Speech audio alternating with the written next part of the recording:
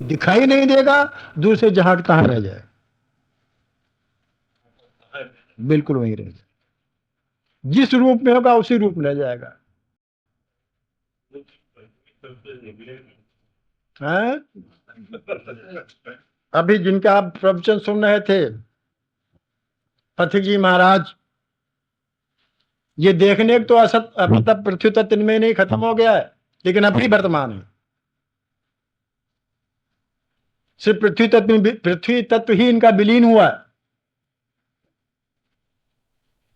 इसलिए सशरीर नहीं दिखाई दे रहे हैं, लेकिन अशरीर रूप में भी वर्तमान है, उसी रूप में वर्तमान है। हैं? जो पहले करते वही कर भजन। अब आपने ऐसी बात कह दी है। अलग अलग लोक की अलग अलग विधाएं, अलग अलग जगत की अलग अलग अपनी परंपराएं। सूक्ष्म जगत अलग है, दृश्य जगत अलग है, स्थूल जगत अलग है, अदृश्य जगत अलग है। जो जगत पृथ्वी तत्व जिसमें मिला वो तो दृश्यमान है, दिखाई देता है, और जो पृथ्वी तत्व से विहीन हो गया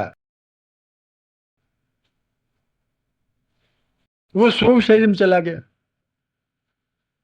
अब सूक्ष्म शरीर तो दिखाई देता नहीं, तो उसके क्रियाकलाप भी कैसे दिखाई देंगे? जब स्थूल शरीर होता है तो इसको स्थूल क्रियाकलाप होते हैं, संसारिक क्रियाकलाप होते हैं, सब दिखाई देते हैं, हम आप सब देख सकते हैं। लेकिन जो स्थूल शरीर जिसने त्याग दिया, क्योंकि स्थूल शरीर अगर पृथ्वी तक जब तक है तब तक इसमें निश्चित रूप से क्रिया होगी, बदलता रहेगा, और एक दिन बदल करके समाप्त हो जाएगा। चाहे वो 100 साल का हो, चाहे 200 साल का हो, चाहे 300 साल का हो, चाहे 400 साल को उम्र हो जाए। ध्यान दीजिए हमारी बात को, अगर 400-500 साल की उम्र भी हो गई, अगर शरीर है, पृथ्वी तत्व है, तो एक दिन उसका निश्चित रूप से विघटन होगा होगा होगा। चाहे वो भगवान विकसित कर दे, चाहे वो स्वयं अपने शरीर को त्याग दे, रह नहीं सकता इस पृथ्वी तत्व जब तक वो विकसित होगा, निश्चित रूप से विकसित। तो सनत कुमार की बात आप जो कह रहे हैं वो आज भी विद्यमान है, लेकिन उनमें पृथ्वी तत्व नहीं, वो अपने सूक्ष्म शरीर में है, और सूक्ष्म शरीर की जो होता है वो जिस रूप में होता है उस रूप में रहता है। माता जी, समाधान हुआ? हाँ। और भाई किसी को प्रश्न पूछना है क्या? किसमें व्यापकता है क्या, मतलब परेशानी है? माता जी को शंका थी, वो हमने समाधान। मन और बुद्धि कितने हो गए? 12 और 5 प्राण, 12 5 17। 17 तत्वों का शरीर होता है, इसलिए उसका सब अनुभव हो, सिर्फ पृथ्वी तत्व उसमें नहीं होता। अगर पृथ्वी, और अगर साधना के कारण, अगर साधना है, साधना दो प्रकार की होती, अगर साधना के कारण पृथ्वी तत्व धारण करने की शक्ति आ गई तो सामने दिखाई भी देता। अगर साधना के कारण पृथ्वी तत्व धारण करने की शक्ति है तो सामने दिखाई भी देगा, कोई भी हो। तो मैं विषय पे आऊं मैं, हाँ? हम कहने चाहते हैं आपसे कि अपना कल्याण हम कैसे करें, कल्याण का तत्व क्या है इस शरीर के लिए? वो ये है जो पिछली बार हम कह रहे थे, 2 बातें हमने आपसे बताई थी। एक तो ये कि यहां हर चीज छूट रही है, यहां हर वस्तु, इस संसार में, इस मृत्यलोक में हर वस्तु, हर प्राणी, हर परिस्थितियां छूट रही, त्याग हो रहा है उनका, छूट रही अर्थात उनका त्याग हो रहा है। चाहे शरीर हो चाहे संसार हो, शरीर का भी त्याग हो रहा है और संसार का भी त्याग हो रहा है। शरीर भी छूट रहा है और संसार भी छूट रहा है, परिस्थितियां भी छूट रही हैं, पदार्थ भी छूट रहे हैं, प्राणी भी छूट रहे हैं, प्राणियों का भी त्याग हो रहा है। भाई देखिए, हमारे माँ बाप थे, अब नहीं, त्याग हो गया कि नहीं हो गया? और कुछ दिन हम माँ बाप हैं, हमारे लड़के कहेंगे हमारे माँ बाप से खत्म हो गए, वो पूरे रहेंगे। त्याग हो गया कि नहीं हो गया? पदार्थ आज है और कल नहीं है। प्राणी की बात ये हो गई, पदार्थ भी छूट रहे हैं। जो पदार्थ हमारे पास बचपन में थे वो पदार्थ हमारे पास आज नहीं है, और जो पदार्थ जवानी में वो पदार्थ बुढ़ापे में नहीं है, और जो पदार्थ आज बुढ़ापे में वो मरने के बाद वो पदार्थ हमारे पास कहाँ है? कहीं नहीं होंगे। उसी प्रकार से परिस्थितियां भी छूट रही। जो परिस्थितियां बचपन में थी वो परिस्थितियां आज नहीं है। आप अनुभव करके देखो, जो परिस्थितियां जवानी में थी वो परिस्थितियां आज नहीं है, और जो परिस्थितियां आज वो कल भी नहीं रही। अर्थात परिस्थितियां भी छूट रही, प्राणी भी छूट रहे हैं, पदार्थ भी छूट रहे हैं, और परिस्थितियां भी छूट रही हैं। या दूसरे रूप में कह लो, इनका त्याग हो रहा है। अगर हम इनका त्याग नहीं करेंगे तो हमारा त्याग हो जाएगा, ये हमको त्याग देंगे। दो बात हमने बताई थी। अगर ये इनका त्याग तो आप ही आप हो रहा है, अगर हम इनका त्याग न करेंगे तो हमारा त्याग आप ये हमको त्याग देंगे। त्याग तो होना ही होना, चाहे हम करें चाहे वो करें, चाहे परिस्थितियों को हम त्याग दें और चाहे परिस्थितियां हमको त्याग दें, त्याग होने ही होना है। तो जब त्याग होने ही होना है तो गोस्वामी जी का वही जो हमने पिछली बार कहा था, अंतहि तो तजेंगे पामर क्यों न तजे। और फिर एक बात काहे के त्याग करना है? परिस्थितियां मतलब जो चीज है उनको नहीं छोड़ना है ना। फिर समझ लीजिए कि किसी को छोड़ना नहीं है, छोड़ के जंगल नहीं, क्योंकि जंगल भी तो संसार ही है, कुछ अलग थोड़े है। यहाँ से जंगल में भी संसार है, वहां भी चिड़िया है, पेड़ है, पौधे हैं, पक्षी हैं, आदमी भी हो सकते हैं, वहां भी संसार ही है। वहां क्या जॉब करोगे भाई? आसक्ति त्याग कर, मोह त्याग करना है, क्योंकि मोह तो छूटेगा, एक दिन जरूर छूटेगा।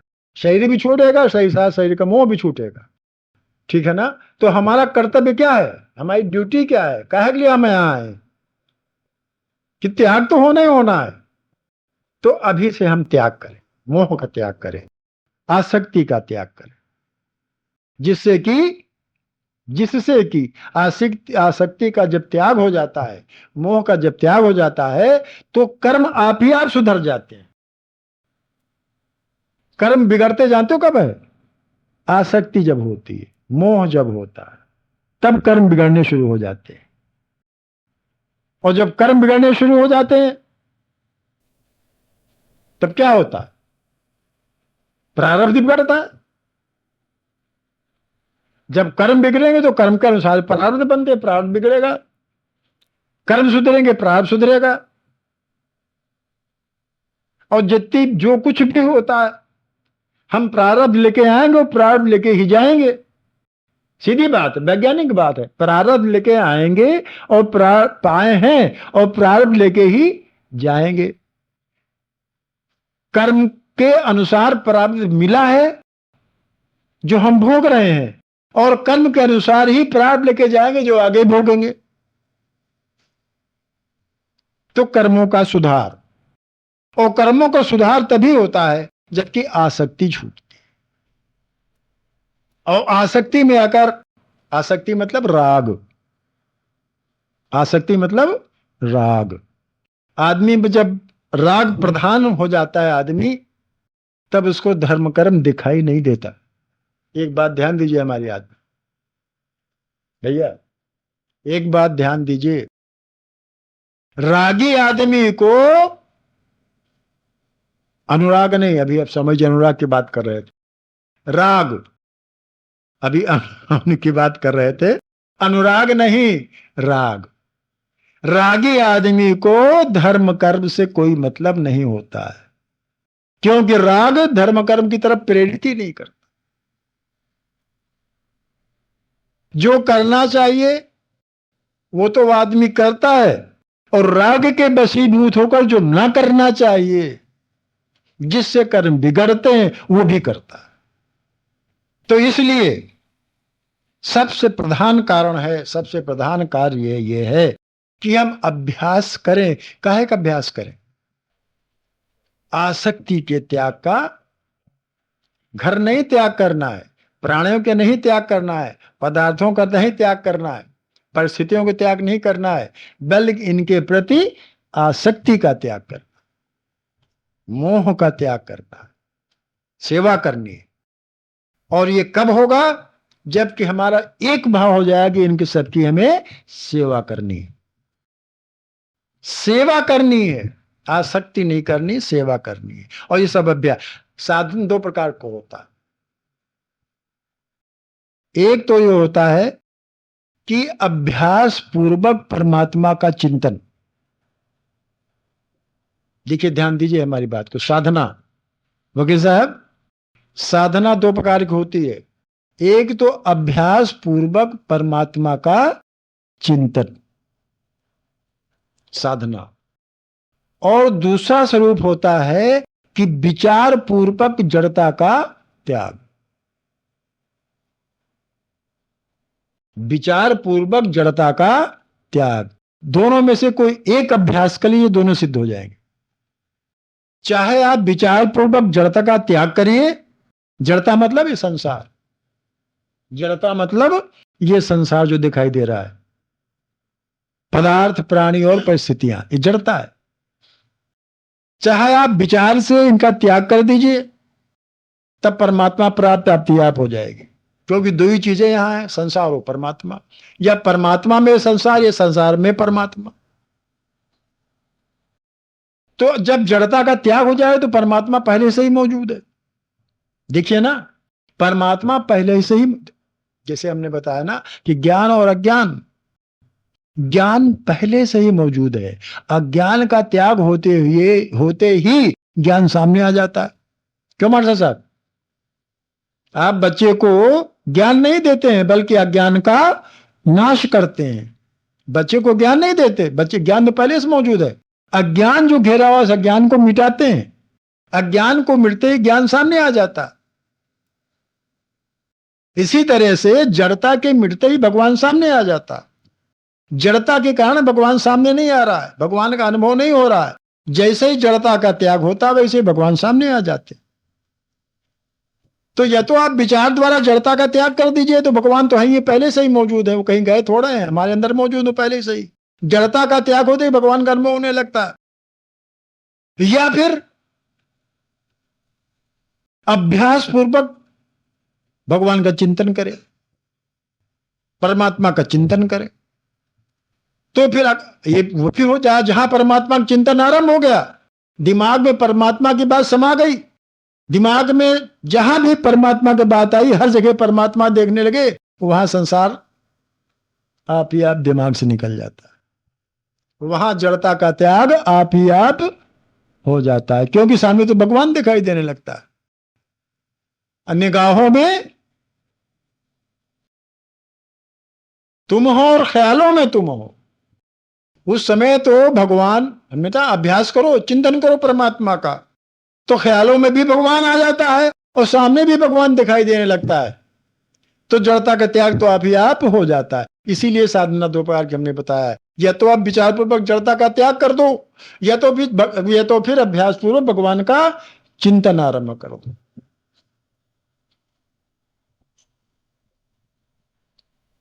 और अब कैसे किया जाए, ये दो बातें, जड़ता का त्याग कैसे किया जाए और भगवान का चिंतन का अभ्यास कैसे किया जाए, इसके लिए जो हमने पहले बात आपसे छेड़ी थी,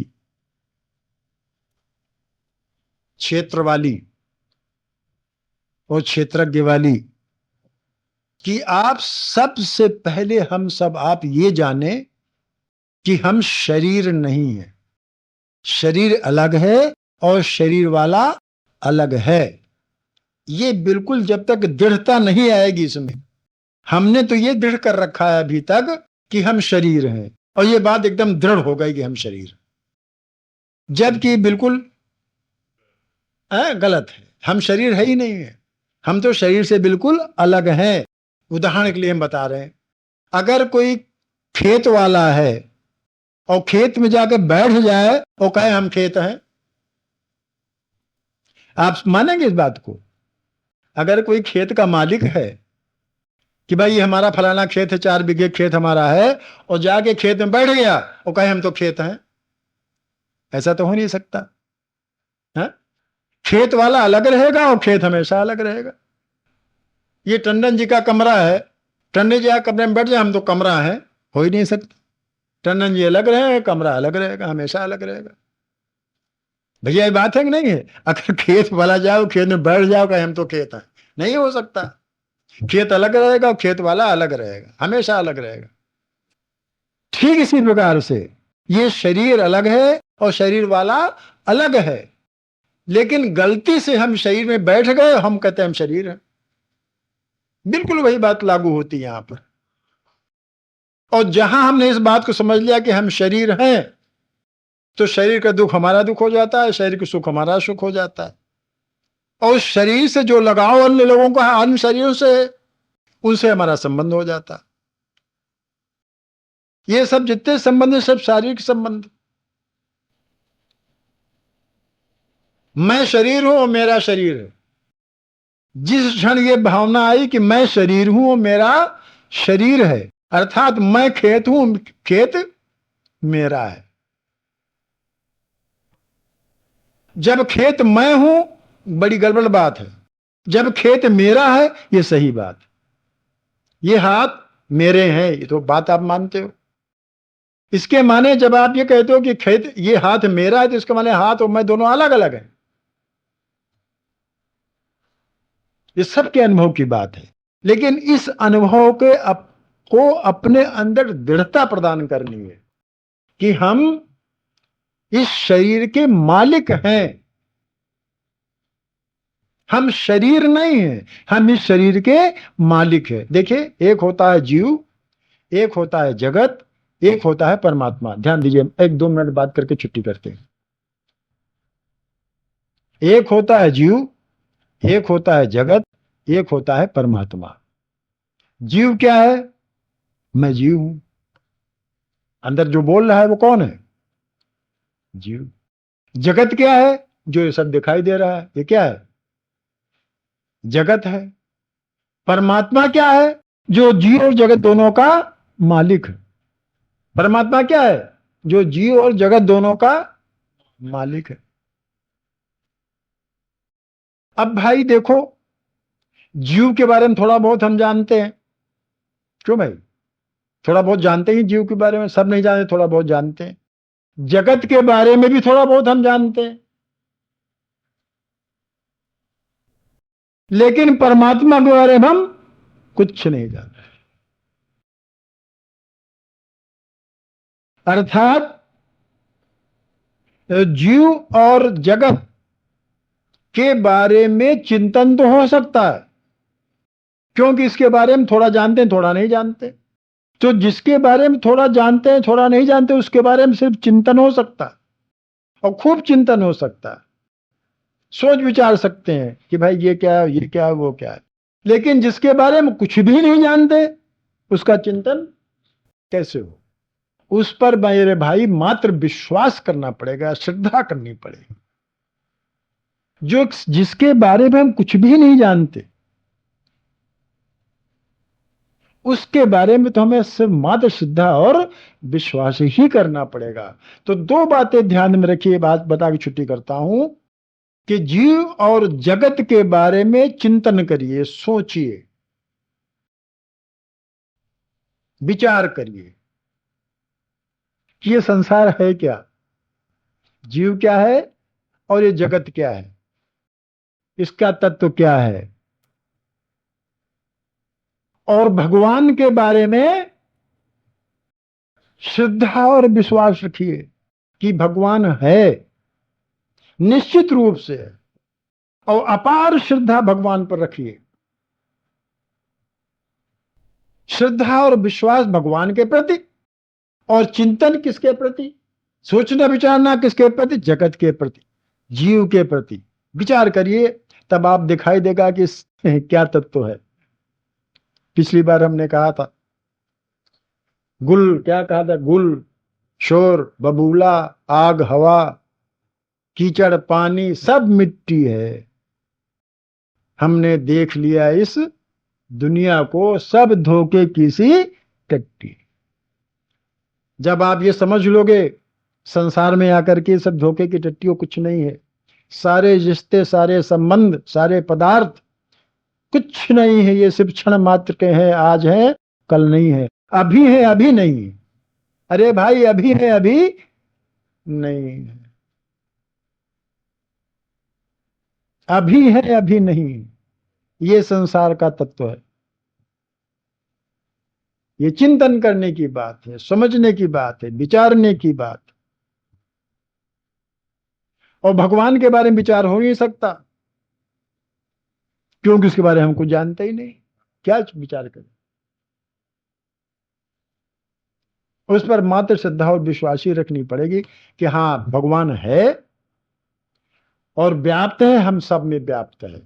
जो शास्त्रों ने कहा, जो संतों ने कहा और जो हमारा अनुभव कह रहा है कि कोई चीज हमारे अंदर है जो कि निकल जाती है, ये अनुभव हमारा है, ये हमारा अनुभव है। कोई चीज हमारे अंदर है जो कि निकल जाती है, जिसके कारण से हमारे हाथ पांव चल रहे हैं, हम बोल रहे हैं, बस वही भगवान। इस पर विश्वास करो, श्रद्धा करो। भगवान कहते हैं कि सारे क्षेत्र के, जो सारे क्षेत्र हैं, जितने भी क्षेत्र हैं, उनका मैं क्षेत्रज्ञ हूं, अकेला क्षेत्रज्ञ।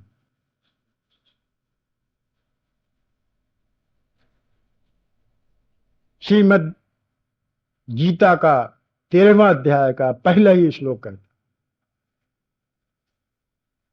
कि क्षेत्र तो अनेक है, क्षेत्र मतलब शरीर, और उनके क्षेत्रज्ञ भी उनके अंदर है, लेकिन उस समस्त क्षेत्रों, क्या क्षेत्र कि मैं ही हूं।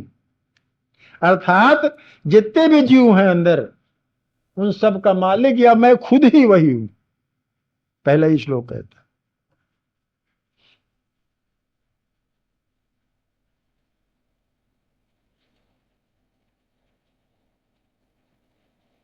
तो सबसे पहली बात यह है, आप लोग ध्यान दें थोड़ा सा, जो लोग अपना कल्याण, हम अपना सब कल्याण चाहते हैं, सोना नहीं भैया, ध्यान से सुनना, कि पहले ये बात दृढ़ता से मान लें कि हम शरीर नहीं है, शरीर अलग है और हम अलग हैं। हम आज इस शरीर में हैं, पहले पता नहीं किस शरीर में थे, और आगे पता नहीं किस शरीर में पहुंच जाएंगे। पिछला शरीर पता नहीं कैसा था, वर्तमान शरीर तो मनुष्य शरीर हमें पता है, और अगला शरीर क्या होगा ये हमें पता नहीं, लेकिन होगा। ना पिछला पता और ना अगला पता। जब पता तेरा चला तब पता मेरा नहीं। अभी तक तो पता है अपना कि मैं हूं, ये मनुष्य शरीर मेरा है बाबूजी, अभी तक तो अपना पता है, ना पिछला पता ना अगला पता, वर्तमान का सिर्फ पता है। लेकिन जिस समय पिछला और अगला दोनों का पता चल जाएगा, उस समय मेरा पता बिल्कुल गायब हो जाएगा। तो आज अपना पता है कि मेरा शरीर है। जब पता ये मिल गया तो इसको सार्थक करना चाहिए, इसकी उपयोगिता हमें देखनी चाहिए, व्यर्थ न गवा देना चाहिए, ठीक है ना। तो वो भगवान जो कहते हैं कि क्षेत्र तो अलग हो सकते हैं, लेकिन सबका क्षेत्रज्ञ मैं ही हूं। क्षेत्रज्ञ माने जो अंदर है, जीवात्मा जो अंदर है, वो स्वयं मैं हूं। जब भगवान स्वयं हमारे अंदर मौजूद है, वो कह रहा है, हमको तो मानना ही पड़ेगा भगवान हमारे अंदर स्वयं जीव रूप में मौजूद है। अब किस रूप में मौजूद है उसको क्यों नहीं अनुभव हम कर पा रहे हैं, यही साधना है कि कैसे अनुभव करें। और अनुभव तभी होगा जबकि ये बात दृढ़ हो जाए कि मैं शरीर नहीं हूं, शरीर अलग है और मैं अलग हूं। जो भी काम धंधा आप करें, व्यवहार करें, व्यापार करें, नौकरी करें, कुछ भी करें, घर परिवार का पालन करें, गृहस्थी के पालन करें, ये निश्चित मानिए, ये हमेशा दिमाग रखना चाहिए कि मैं और मेरा शरीर दोनों अलग अलग हैं। जो भी व्यवहार काल हमारा है, व्यवहार काल मतलब शरीर का जो व्यवहार काल होता है, उस काल में हमेशा भगवान की याद रखें। भगवान है, मेरे अंदर है, बाहर भी है, अंदर भी है, मैं शरीर नहीं हूं, शरीर मेरा अलग है, खेत अलग है, खेत वाला अलग रहता, तब आगे की साधना बड़ी आसान हो जाती है। एक दिन अलग हो जाएगा, शरीर वाला चला जाएगा, हमको छोड़ के चला जाएगा शरीर वाला, जिसको हम कहते हैं ना शरीर, वो छोड़ के चला जाएगा। अलग हो रहा है, अलग हो रहा है, अलग हो रहा है, एक दिन बिल्कुल अलग हो जाएगा। तो इसको अभी से ही महसूस करना है, उस त्याग को अभी से ही महसूस करना है कि एक दिन अलग होना है। तो जब अलग होना है और अलग होके हमारे कर्मों को ले जाएगा साथ में,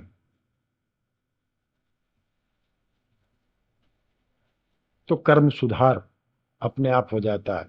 जब आदमी की दृष्टि, हमारी आपकी दृष्टि भगवान की ओर चली जाती है, परमात्मा की ओर चली जाती है, तो कर्म आप ही आप सुधार होने लगता है। कर्म आप ही आप कोई सुधार करने की आवश्यकता नहीं पड़ती, समझाने की भी आवश्यकता नहीं, क्योंकि भगवान जब अंदर का अनुभव हो जाता है, तो जैसा भी आपके संत जी कह रहे थे कि सद्गुण आप ही आप प्रकट होने लगते। जैसे ही भगवान का अपने अंदर अनुभव हो जाता है कि हमारे अंदर परमात्मा है, अभी तक तो हम संसार अपने अंदर बसाए हुए हैं, अभी तक आंखों में तू है और निगाहों में तू है और वो ख्यालों में तू है, ये बात कोई बात नहीं है। अगर वो बात अब तक हो गई होती तो हम सुधर गए हो। अभी तक तो आंखों में संसार है और ख्यालों में भी संसार भरा हुआ है। अभी तक ये संसार कब छूटे यहां से, कब घर पहुंचे। अभी तक ये बात है कब यहां से छूटे और कब घर पहुंचे, क्योंकि वहां पत्नी इंतजार कर रही होगी, क्योंकि यहाँ भोजन इंतजार कर रहा होगा। और जाता है देर को कहीं को के देखिए, उस समय का ख्याल नहीं होता। यही सत्संग में करता था, 2-2 3-3 बज जाते थे घर पर, कोई उठता ही नहीं था, समय ख्याल ही नहीं था कि 2 बजा कि 3 बजा, कितना बजा। एक सज्जन है, वो उनको इतना वो फिक्र हो गई, इतना बदल गए वो कि उनको नमक दाल में है कि नहीं पता ही नहीं चलता। रास्ते में चले जाने, पता नहीं हम कहाँ चल गए, कहाँ चले आ रहे, पीछे मोटर जा रहा है, आगे कार जा रहा है, एक्सीडेंट हो जाए उनको पता ही नहीं। वो क्या था कि निगाहों में तुम और ख्यालों में तुम। अभी मौजूद है, आप उनसे भेंट कराइए, अभी करते हैं। उनको पता ही नहीं था कि हम जा रहे हैं, कहाँ जा रहे हैं, आगे मोटर ही पीछे मोटर, हम चल जाए क्या हो, कुछ पता ही नहीं। खाना खा गई, पता ही नहीं इसमें नमक है कि नहीं, क्योंकि क्या था, संसार ख्यालों में नहीं था, ख्यालों में तुम हो और निगाहों में तुम। ये स्थिति आ जाती है। लेकिन हमारी स्थिति क्या है, हमारे निगाहों में भी संसार है और ख्यालों में भी संसार भरा हुआ है। अभी यही सोचते हैं कितनी जल्दी टाइम हो गया है, यहाँ से चला जाए। इतने समय से निगाहों में तुम हो जाए। अभ्यास ऐसी कोई बात नहीं जो अभ्यास ना हो, धीरे धीरे करके छूटता जाता है। और भगवान जो अंदर है ही है, वो सदगुण आप ही आप। भगवान भी पति जी कह रहे थे, सुना होगा आप लोगों ने, आप देर में आए, वो कह रहे सदगुण आप ही आप आ जाते हैं, दुर्गुण आप ही आप नष्ट। भगवान को अंदर अनुभव करते ही अपने अंदर परमात्मा का अनुभव करते ही दुर्गुण जो है आप ही आप निकलते जाते हैं, सदगुण आप ही आप आते जाते हैं। दुर्व्यसन निकलते जाते हैं और सद्व्यसन आते जाते हैं। ईर्षा द्वेष पाखंड झूठ, ये सब निकलते जाते हैं। दया सहिष्णुता कृपा, ये सब आते जाते। आप ही आपको करना नहीं पड़ता है, करना सिर्फ इतना पड़ता है कि निगाहों में तुम हो और ख्यालों में। रोमांटिक नहीं है रोमांटिक